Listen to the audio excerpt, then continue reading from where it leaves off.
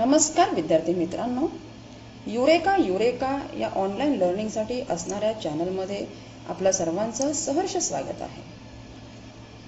आज आपण या ठिकाणी ग्रॅव्हिटेशन हे जे चॅप्टर आहे याच्यामधील earth gravitational acceleration and variation in the value of g as well as we are going to discuss about free fall या ज्या गोष्टी आहेत या गोष्टी आपण इथे डिस्कस करणार आहोत. And as usual, to begin with, here is a quote by Sir Isaac Newton. So the quote reads, "No great discovery was ever made without a bold guess by Sir Isaac Newton." And with this honor to the great scientist, we are going to begin a session, and in this session we are going to discuss about gravitational force, gravitational acceleration, factors affecting gravitational acceleration and free fall. तर लक्षात घ्यायचं आहे विद्यार्थी मित्रांनो की आपण सेमीचे विद्यार्थी असल्यामुळं आपण सगळ्यात महत्त्वाची गोष्ट जी आहे ती पुस्तकाचं वाचन याकडे लक्ष द्यायचं आहे. तर ग्रॅव्हिटेशनल फोर्स म्हणजे काय आहे, तो force how it is acting, असे प्रश्न ज्यावेळेस तुम्ही विचारणार आहात तर असे प्रश्न विचारल्यानंतर तुमच्या अनेक कन्सेप्ट्स या क्लिअर होत आहेत हे आपण लक्षात घ्यायचं आहे. आणि आपलं जे टेक्स्ट बुक आहे त्या टेक्स्ट बुकमध्ये तुम्ही पहा, तुम्हाला म्हणजे एका पेजवरती तुम्हाला किती प्रश्न विचारलेले आहेत, अनेक प्रश्न हे विचारलेले आहेत. आणि आपण कालच डिस्कस केल्याप्रमाणे थोडंसं आपण रिवाईज करतोय इथे आणि मग पुढे जातोय. कालच आपण डिस्कस केल्याप्रमाणे the gravitational force of the earth it is directed towards the centre of the अर्थ and its direction, the direction in which the object falls, it is in the vertically downward direction. तर हे सगळ्यात महत्त्वाचं आहे, हे लक्षात घ्यायचं आहे. आता centre of mass of the earth it is situated at its centre.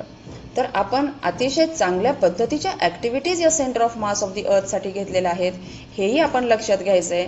आणि अशा प्रकारच्या ॲक्टिव्हिटीज हे करणं महत्त्वाचं आहे की जेणेकरून आपल्या कन्सेप्ट्स या क्लिअर होतात. ओके, इथे आपण काही क्वेश्चन्स जे वेळोवेळी दिलेले आहेत, म्हणजे इथे मध्ये मध्ये मी वाय हाऊ असे क्वेश्चन्स दिलेले आहेत, याकडे आपण पूर्णपणे एक लक्ष द्यायचं आहे विद्यार्थी म्हणून. आणि हे क्वेश्चन्स आपण होमवर्क म्हणून सोडवायचे आहेत. जरी मला इथे सांगायला एवढा वेळ नसतो, म्हणजे इथं यूट्यूब चॅनलवरती आपण ज्यावेळेस व्हिडिओ अपलोड करतो आहोत त्यावेळेस प्रत्येक गोष्ट इथं सांगणं गरजेचं नाही. काही गोष्टी तुम्हाला इथे स्पष्टपणे दिसत आहेत. You are viewing my page, म्हणजे जे टेक्स्टबुकमधलं पेज आहे जे मला एक्सपेक्टेड आहे ते तुम्ही पाहताय, त्यामुळे ते तुम्ही लगेच नोट डाऊन करायचे. म्हणजे आपले सगळे जे सेन्स ऑर्गन्स आहेत या सगळ्या सेन्स ऑर्गन्सचा व्यवस्थितपणे वापर करून आपण ज्ञान ग्रहण करण्याची जी प्रोसेस आहे ती चालूच ठेवायची आहे. आणि यामध्ये सेल्फ स्टडीला इम्पॉर्टन्स देणं हेही महत्त्वाचं आहे. तर इथे मी क्वेश्चन्स काही इथे आपल्याला विचारलेले आहे ते जोरात वाचा. आपण हे काल डिस्कस केलेलं आहे आणि याचं थोडंसं रिव्हिजन करा. फक्त इथे लक्षात घ्यायचं आहे महत्त्वाची गोष्ट जी आहे ती ग्रॅव्हिटेशनल फोर्सच्या बाबतीत की gravitational force it is acting in the downward direction and it is directed towards the centre of the earth. And why are the artificial satellites not falling on the earth? Why is the moon not attracted towards the earth and why it is not falling? We have already discussed in yesterday's session. And with this revision, we are going to begin with the next topic, that is acceleration due to gravity. Here again you can see, before going to acceleration due to gravity, let us see what is shown in this image. Images पण खूप महत्त्वाचे आहेत. Object moving upwards or away from the center of the planet slows down. म्हणजे लक्षात घ्या, एखादा object जर वरच्या डायरेक्शनने जात असेल अशा पद्धतीने तर त्याचा स्पीड काय होतो, त्याची वेलोसिटी काय होते, कमी होते. प्रश्न विचारा स्वतःला की when a object is moving upwards what will happen? Its speed will decrease. And when the object is moving downwards और it is moving towards the centre of the planet it speeds up. म्हणजे त्याचा speed काय होतो, वाढतो. ज्यावेळेस तो centre of the अर्थकडे येतो or when it is moving in a vertically downward direction the speed of the object increases. खूप महत्त्वाचं आहे हे लक्षात घ्यायचं आहे. आणि मग तो स्पीड का इन्क्रीज होतो, why the speed is increasing? Ask questions. Don't stop asking questions. Unless and until you are asking questions you are not getting the concept clear. म्हणजे लक्षात घ्या, एखादा ऑब्जेक्ट वर जाताना काय होतं, स्पीड कमी होतो. तीच ऑब्जेक्ट खाली येत असेल तर स्पीड वाढतो. का असं होतं? Why it happens? How it happens? These are the questions which you should ask yourself. आता इथे लक्षात घ्या, मग हे का होतंय? So this is happening due to earth's gravitational acceleration. Okay, कशामुळे होतं हे? हे होतं ते अर्थ्स ग्रॅव्हिटेशनल ॲक्सेलरेशनमध्ये होतं. आणि मग हे ॲक्सेलरेशन जे आहे, it is when it is acting in the downward direction, it is positive acceleration. Okay, मग आता ॲक्सेलरेशन म्हणजे नेमकं काय आहे? व्हॉट इज ॲक्सेलरेशन हे आपल्याला माहीत पाहिजे. त्यासाठी आपण पुस्तक वाचलं पाहिजे. म्हणजे लक्षात घ्या, earth's gravitational acceleration, the earth एक्झर्ट्स gravitational force on objects near it. महत्वाचं वाक्य आहे, हे लक्षात घ्या. And according to Newton's second law of motion, a force acting on a body results in its acceleration. म्हणजे त्याच्यावरती जो फोर्स आहे त्यामुळे काय होतं, त्या ठिकाणी ॲक्सेलरेशन होतं. And as the speed of the object is increasing when it is falling down, the acceleration due to gravity it may be termed as positive acceleration when the object is falling down on the surface of the earth. हेही इथं लक्षात घ्यायचं आहे. Thus the gravitational force due to the earth on a body results in its acceleration, and this is called as acceleration due to gravity, and it is denoted by the symbol G. असं loud reading आपण करायचं आहे. आपण व्यवस्थितपणे जोरात वाचायचं आहे. आपले प्रोनाउन्सिएशन्स क्लिअर पाहिजे. जरी आपण सेम इंग्लिशचे विद्यार्थी असलो तरी सुद्धा हे लक्षात घ्या, कारण आज तुम्ही शाळेत आहात, उद्या तुम्ही ज्यावेळेस जगाच्या कॉम्पिटिशनमध्ये जाणार आहात त्यावेळेस हा विचार कोणी करणार नाहीये की तुम्ही सेम इंग्लिशचे विद्यार्थी आहेत. Okay, acceleration is a vector quantity. Acceleration ही वेक्टर क्वांटिटी आहे. As the gravitational force on an object due to earth is directed towards the centre of the earth. वारंवार हे वाक्य येते पहा, it is directed towards the centre of the earth. The direction of acceleration due to gravity is also directed towards the center of the earth, that is vertically downwards. म्हणजे ज्या डायरेक्शनने gravitational force असेल त्याच डायरेक्शनने acceleration due to ग्रॅव्हिटीचं डायरेक्शनही तेच असेल, हे इथं लक्षात घ्यायचं आहे. And then how to calculate the value of g on the surface of the earth. तर हे महत्त्वाचं आहे. आणि इथे मी हे तुम्हाला सेल्फ स्टडीसाठी देणार आहे. म्हणजे सेल्फ स्टडीसाठी म्हणण्यापेक्षा you have to prepare one video here and you have to send this video to me in which you will be explaining about how to calculate the value of G on the surface of the earth as the activity which was performed by Omkar Balasaheb Avaghade. म्हणजे ओंकारने ज्या पद्धतीची activity केली त्या पद्धतीची activity इथं करायची आहे. ज्या विद्यार्थ्यांची ॲक्टिव्हिटी चांगली होईल अशा विद्यार्थ्यांची ॲक्टिव्हिटी आपण काय करूयात, या ठिकाणी अपलोड करूयात पुढच्या वेळी, आणि बाकीच्या विद्यार्थ्यांनाही कळेल त्यामुळे की सेल्फ स्टडी कसा करायचा आहे. ओके, आता याच्यानंतर पुढचा जो पार्ट आहे की हा जो आहे पुढचा पार्ट, याच्यामध्ये आपण हे शिकणार आहोत की इथे how the gravitational acceleration it is affected by different factors. म्हणजे वेगवेगळे फॅक्टर्स जे आहेत, how these factors they are affecting the gravitational acceleration, this we are going to study over here. तर पहिला जो फॅक्टर आहे, change along the surface of the earth, आणि इथे मी हाऊ प्रश्न लिहिलाय म्हणजे हे it is for homework. Okay, तर सगळीकडे जी व्हॅल्यू ही सेम आहे का असा आपल्याला प्रश्न विचारलाय. Okay, so it the answer is no. And why the answer is no, तर इथे लक्षात घ्यायचंय, the distance of a point on the surface of the earth from its centre differs somewhat from place to place. म्हणजे कुठलाही आपण जर एखादा point घेतला तर त्याचं जे डिस्टन्स आहे सेंटरपासनं, it is changing, it is not constant. And why it is not constant? Because due to the rotation of the earth. Then what is rotation and what is revolution? Revolution म्हणजे काय? ज्यावेळेस ती पृथ्वी जी आहे ती सूर्याभोवती फिरते त्याला आपण रिव्होल्युशन म्हणतो. आणि रोटेशन म्हणजे काय? ज्यावेळी ती स्वतःभोवती फिरते त्यावेळेस आपण त्याला काय म्हणतो? रोटेशन असं म्हणतो. मग इक्वेटर जवळ ती बल्ज झालेली आहे and it is flatten towards the pole. आणि ह्यामुळे इक्वेटर जवळ बल्ज झाल्यामुळं आणि याच्यामध्ये पोल्स जवळ ती फ्लॅटन झाल्यामुळे रेडियस हे इक्वेटर जवळ जास्त आहे आणि हे पोल जवळ कमी आहे, हे लक्षात घ्यायचं. And therefore the value of g is highest, that is 9.832 at the poles and 9.78 at the equator. तर तुम्ही हा G चा जर फॉर्म्युला बघितला आधी लक्षात घ्या, इथे हा G चा फॉर्म्युला बघितला स्मॉल g चा, तर आपल्या लक्षात येते हे रेडियस आहे. Okay, and radius it is in the denominator. हे लक्षात घ्या, रेडियस कुठे आहे? डिनॉमिनेटर मध्ये आहे. मग रेडियस वाढला की काय होणार आहे? जी ची व्हॅल्यू डिक्रीज होणार आहे. नीट लक्षात घ्या, ही बेसिक मॅथमॅटिकल कन्सेप्ट आहे. रेडियस वाढला की जी ची व्हॅल्यू डिक्रीज होणार आहे because it is in the division. आणि रेडियस जर कमी झाला तर जी ची व्हॅल्यू काय होणार आहे? इन्क्रीज होणार आहे. लक्षात घ्या, रेडियस वरती आहे, रेडियस कमी असेल तर g will be increasing and radius if it is म्हणजे रेडियस कमी असेल तर जी काय असेल? जास्त असेल. आणि रेडियस जास्त असेल तर जी काय असेल? कमी असेल. सो आपण we will again explain it in English. If the radius is greater, if the radius is increasing, g value will be decreasing. And if the radius is decreasing, g value will be increasing. Means there is a inverse relationship. परत एकदा लक्षात घ्या, radius वरती हे जी ची value आहे, कारण हे या ठिकाणी आपण नीट लक्षात घ्यायचं आहे की where is the radius quantity situated? It is situated in the denominator. जर न्यूमरेटर मध्ये असतं तर वेगळी गोष्ट असते, पण इथे आता डिनॉमिनेटर मध्ये आहे, त्यामुळे आपण अशा पद्धतीने लक्षात घ्यायचं आहे. पुन्हा एकदा लक्षात घ्या, if the radius is decreasing, g will increase. नीट लक्षात घ्यायचं आहे, g will increase when radius decreases and g will decrease when radius increases. This is to be remembered. Okay.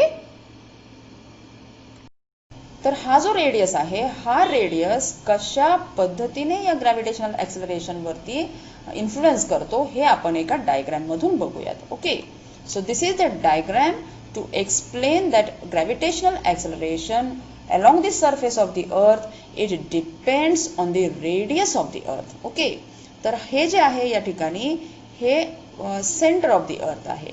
And how is the shape of the earth? Question yourself, shape कसा आहे अर्थचा? The shape of the earth is a oblate sphere. कसा आहे? Oblate sphere आहे. It is not at all a sphere just like a ball. Ball प्रमाणे नाही आहे. It is resembling that of a egg, the shape which is like a egg. Okay, and it is known as a oblate sphere. याला आपण काय म्हणतो? Oblate sphere असं आपण म्हणतो. आणि हा जो आहे हा सेंटर आहे. This is the centre of the earth. And if we take the centre of the earth, from this centre of the earth, if we come up to the surface of the earth, this is the radius and this is the complete, this line, it is the equator of the earth. ही जी line आहे ही equator आहे. आणि अशा पद्धतीने हा centre आहे. सेंटर पासून आपण जर इथे सरफेस ऑफ द अर्थ पर्यंत आलो तर आपल्या लक्षात येतंय की हे जे डिस्टन्स आहे, हे जे रेडियस आहे हे जास्त आहे. लक्षात घ्या, this radius it is very large और it is maximum at the equator. Okay, हे मॅक्झिमम आहे इक्वेटर जवळ आणि त्यामुळे the value of g it will be minimum at the equator. म्हणजे इक्वेटर जवळ ही जी व्हॅल्यू आहे जी ची ही खूप कमी असणार आहे. आणि या ठिकाणी ती व्हॅल्यू किती आहे हे लक्षात घ्यायचं आहे. ती व्हॅल्यू जी आहे ती 9.78 मीटर पर सेकंड स्क्वेअर. म्हणजे acceleration due to gravity is 9.78 metre per second square at the equator. As the radius at the equator, it is maximum at the equator. Okay. आणि नंतर हा जो सेंटर ऑफ अर्थ आहे, centre of अर्थ पासनं आपण जर इकडे गेलो या पोल्सकडे, so this is the radius. Okay, centre of earth कडनं हे रेडियस आहे. And you can very easily visualise here that the radius along this line it is minimum. म्हणजे हे रेडियस आहे हे खूप कमी आहे, हे लक्षात घ्या. आणि हे रेडियस जे आहे कमी आहे हे म्हटल्यानंतर as the radius it decreases the value of g it is maximum.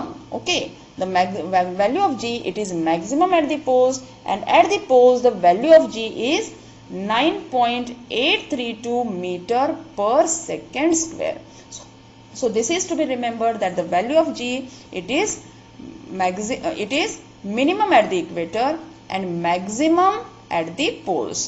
Okay, and then we will go to the next point, which is the change in the gravitational acceleration with height. आणि हा जो दुसरा factor आहे which is affecting the gravitational acceleration, it is change with height. आता ही जी change with height आहे याच्यामध्ये जर आपण लक्षात घेतलं तर as we go above the earth surface the value of small r, that is the radius of the earth, it goes on increasing, and therefore as the value of small r increases the value of g decreases. So which is the equation 5? The equation 5 is small g is equal to capital G into capital M divided by r square. हे लक्षात घ्यायचं आहे.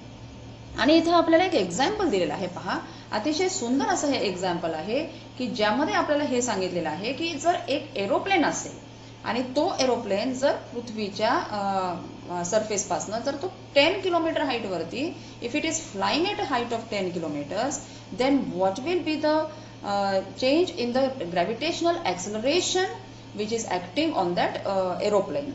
So this change in the gravitational acceleration is negligible. म्हणजे लक्षात घ्यायचंय हा जो change आहे हा नेग्लिजिबल आहे, हा म्हणजे नगण्य आहे असं आपल्याला या ठिकाणी म्हणता येईल.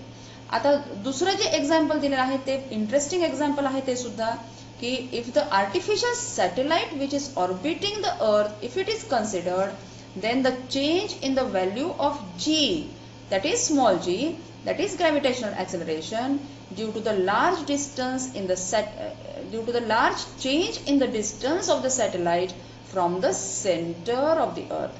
म्हणजे सेंटर ऑफ द अर्थ पासनं हे जे डिस्टन्स आहे सॅटेलाइटचं, हे डिस्टन्स जवळजवळ सॅटेलाइट जे असतात ते 36,000 किलोमीटर्स एवढ्या हाईटवरती असतात, हे लक्षात घ्यायचं आहे. height of the satellite, it is about 36,000 kilometers above the surface of the earth, and this point should be remembered that they are at a very larger height as compared to the height of an aeroplane. आणि म्हणून त्या ठिकाणी gravitational acceleration it is changing drastically और it is changing to a larger extent, हे लक्षात घ्यायचं आहे. आणि इथं एक महत्त्वाचं म्हणजे एक सहज मी सांगते आपल्याला की speed of the satellite. What is the speed of the satellite? नेटवरती इतक्या गोष्टी असतात, पण आपल्याला जर प्रश्न निर्माण झाले तर आपण त्या गोष्टी शोधणार आहोत.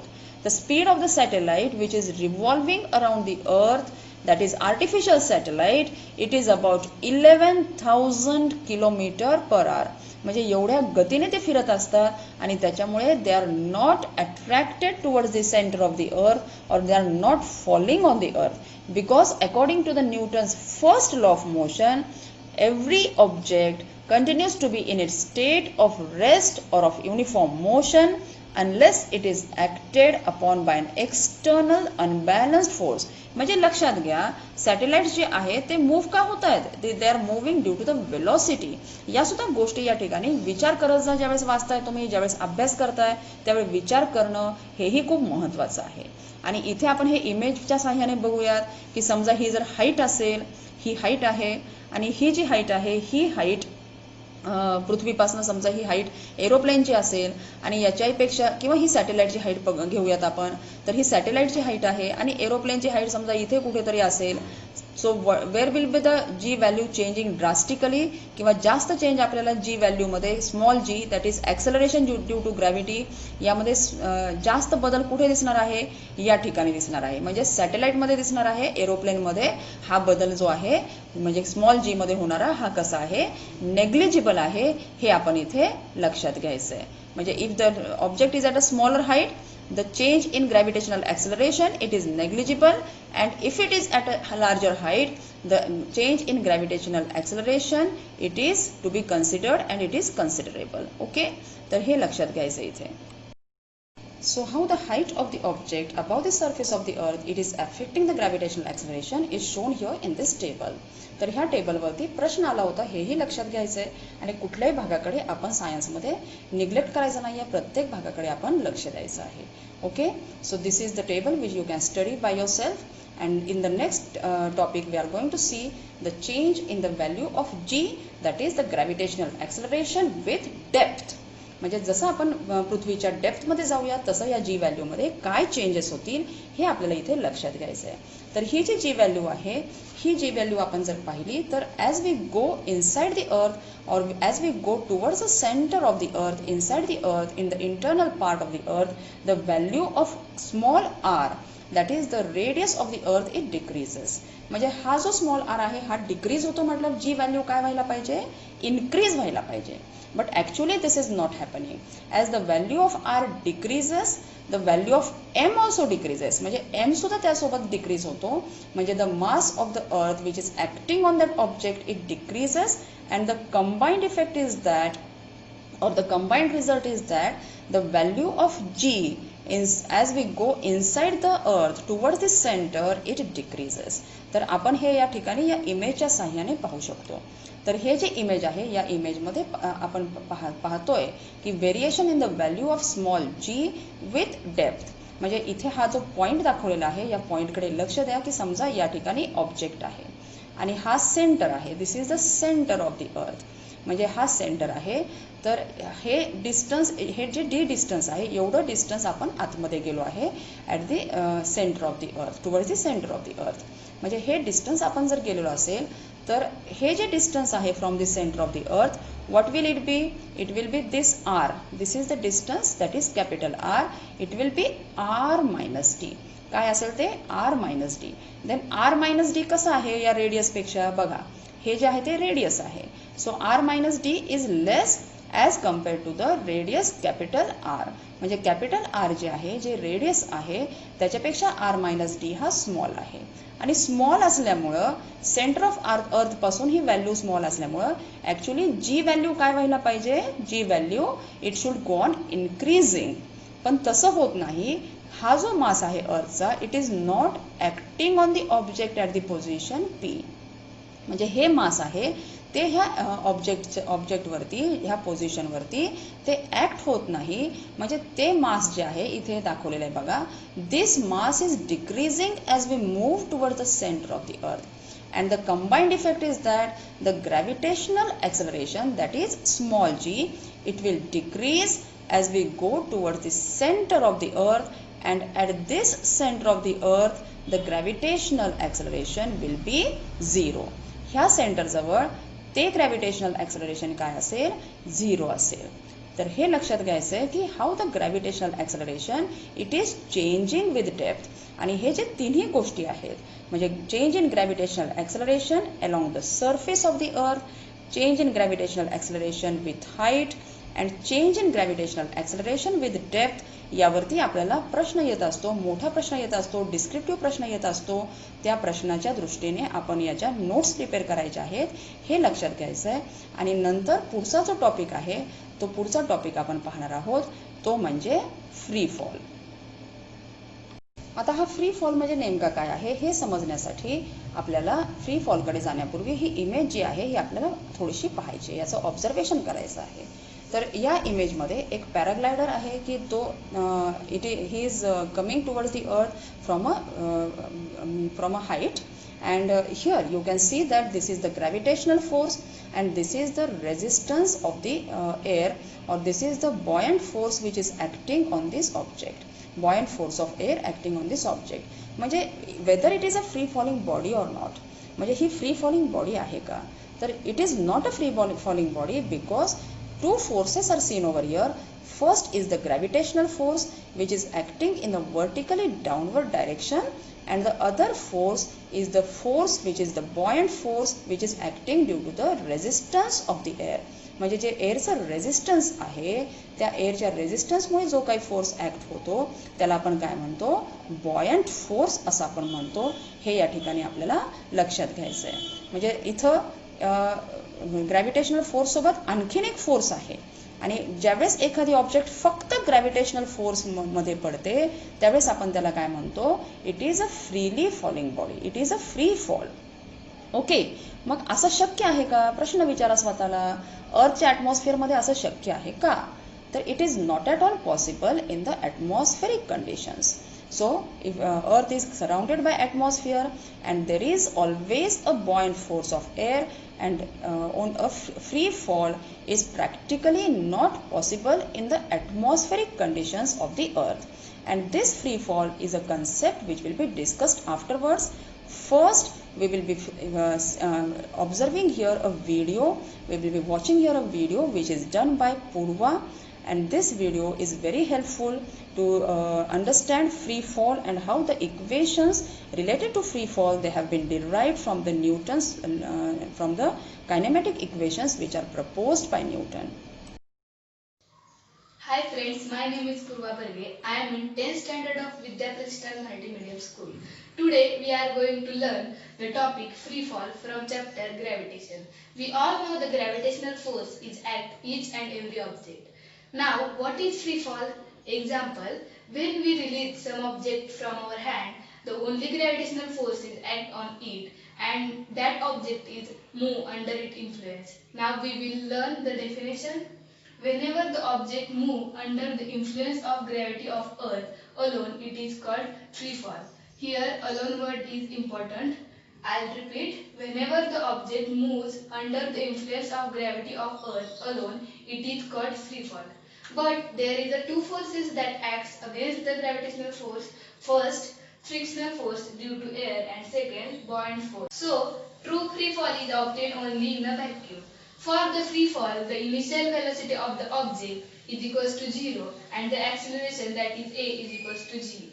So we can calculate the velocity of free falling body by the Newton's equation of the motion, and the equation can be written as first v is equals to jt, from Newton's equation v is equals to u plus at.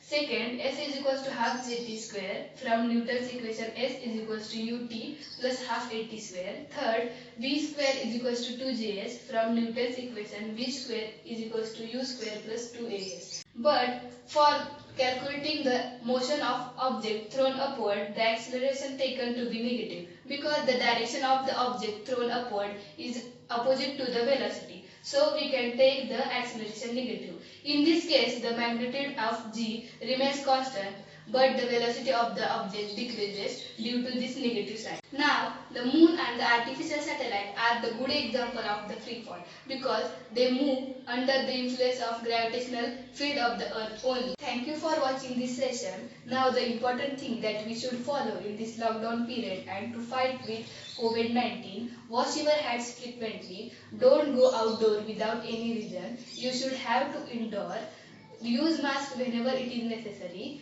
follow the social distancing and the rules given by the government. Stay home, stay safe.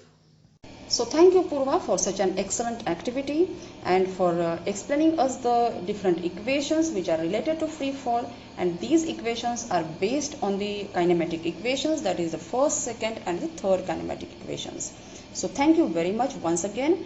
आणि अशा प्रकारच्या activities आपण जास्तीत जास्त करण्याचा प्रयत्न करावा, पूर्वाकडून प्रेरणा घ्यावी आणि यासोबतच आपण या फ्री फॉलचं परत एकदा थोडंसं हे पाहूयात, जो टेक्स्टबुकमधला पार्ट आहे त्याच्याकडे आपण जाऊयात. So this is the air resistance and gravitational force and free fall is not at all possible in the earth's atmospheric conditions. This is the point to be remembered. मग फ्री फॉल हा कुठल्या ठिकाणी होतोय, कशा पद्धतीने तो होतो हे आपण नंतर पाहणारच आहोत, परंतु पहिल्यांदा हे लक्षात घ्या, हे टेक्स्टबुकमधले काही पॉईंट्स आहेत ते पण लक्षात घ्यायचे आहेत. Whenever an object moves under the influence of the gravity alone it is said to be falling freely. म्हणजे फक्त ग्रॅव्हिटी असेल तर तो ऑब्जेक्ट फ्रीली फॉल होतो आहे असं आपल्याला या ठिकाणी म्हणता येईल. मग फ्रीली कधी फॉल होणार आहे असा विचारा प्रश्न स्वतःला की when it will be falling freely, when it is in vacuum. लक्षात आलं, कधी तो फ्रीली फॉल होणार आहे, when it is in vacuum. And which are the forces which are opposing this falling object. This is the frictional force due to air and the buoyant force also. Means air is exerting buoyant force as well as frictional force, and therefore true fall is possible only in vacuum. म्हणजे true fall जो आहे तो फक्त कुठे possible आहे, व्हॅक्यूममध्ये possible आहे. आणि पूर्वाने एक्सप्लेन केल्यामुळे if the initial velocity u is equal to 0 and acceleration a is due to the acceleration due to gravity, then it is said that then we can write the equations for V, S and V square, comparing these equations with the equations kinematic equations which we have studied in the 9th standard. So this is the equation which is derived from V is equal to U plus AT. This is the equation which is derived from S is equal to UT plus half AT square, and V square is equal to U square plus 2AS is the equation which is used for the derivation of this equation. तर हे लक्षात घ्यायचं आहे की, आणि lastly हे पण statement लक्षात घ्या काय आहे इथे, the moon and the artificial satellites are moving only under the influence of the gravitational field of the earth. म्हणजे मून आहे, आर्टिफिशियल सॅटेलाइट्स आहेत, ते कशाच्या इन्फ्लुएन्समुळे मूव्ह होत आहेत, gravitational field of the earth, and दस they are in the free fall. म्हणजे अशा पद्धतीने आपण हा अभ्यास करायचा आहे, अशा पद्धतीने आपण वाचायचा आहे. आणि practically it was not possible to create an atmosphere in which there will be a free fall, but recently scientists have created such a thing. They have experimented that in vacuum how the free fall is taking place, and in this case they have used a feather which experiences buoyant force and frictional force, and a stone. They have dropped two objects in vacuum, and they have performed this experiment in vacuum, and they showed that feather and the stone they reached at the same time on the earth. म्हणजे free fall हा सायंटिस्टने दाखवून दिलेला आहे, हेही आपण इथे लक्षात घ्यायचं आहे. आणि त्याच्यामुळे आपण सायंटिस्टचे जे कोट आहेत ते आपण इथे पुटअप करत आहोत की आपल्याला इन्स्पिरेशन त्या ठिकाणी मिळावं म्हणून हे सायंटिस्टचे कोट आपण पुटअप केलेले आहेत. आणि हे नंतरची जी स्लाइड आहे यामध्ये हे सॉल्ड एक्झाम्पल आहे, ब्रेन पारचे काही क्वेश्चन्स आहेत जे आपण स्वतःहून सोडवायचे आहेत. आणि जर डिफिकल्टी आली तर आपण त्या शिक्षकांना विचारायचे आहेत. शिक्षक आपल्या डिफिकल्टीज तत्परतेने सॉल्व्ह करणार आहेत, त्यामध्ये कुठल्याही प्रकारचा कंटाळा ते करणार नाहीत, हे लक्षात घ्यायचं आहे. आणि नंतरचा जो हा क्वेश्चन आहे, हा जो डू यू नोचा पार्ट आहे हा पण महत्त्वाचा आहे. हा सुद्धा आपण वाचायचा आहे.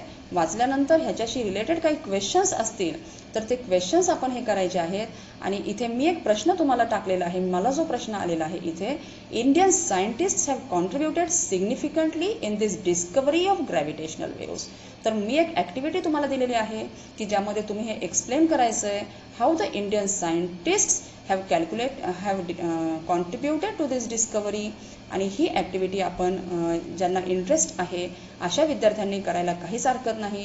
असे डू यू नोचे अनेक पार्ट्स आपल्या पुस्तकामध्ये आढळणार आहेत आपल्याला, आणि ह्या पार्ट्सचा आपण मॅक्झिमम वेळा सेल्फ स्टडी करायचा आहे, because it is the extra information which is provided to the students for their self study and for questioning themselves. आणि परत एकदा लास्टली आपण हे म्हणूयात की आपलं जे नेहमीचं जे हे आहे स्टेटमेंट ते काय आहे,